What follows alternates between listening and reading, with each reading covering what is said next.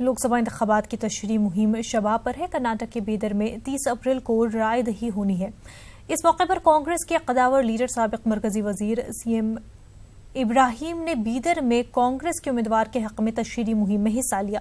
दरगाह हज़रत जमाल बिहार में हाजिरी दी। सीएम इब्राहिम से हमारे नुमाइंदे मोहम्मद साजिद पाशा ने खास बातचीत की। बेशक हमारी 2 सीट कम हुई, 1.25 करोड़ मुसलमान कर्नाटक में है, लेकिन तमाम लीडरों ने फैसला ये किया कि भाई हमारे 2 सीट अगर कम भी हो जाए तो हमको परवाह नहीं है, मोदी की सीटों को कम करो। पहले मोदी को हटाओ, बिल्डिंग बचे तो कमरे बांटे से मोदी साहब बिल्डिंग को संभल रख रहे। ये 2 सीट जो है कम हुए हैं, इसका जो है लेवल बदल हम लोग हासिल करेंगे। और हमें इन चीज़ों की फिक्र नहीं है, हमें फिक्र है हमारे विखार की।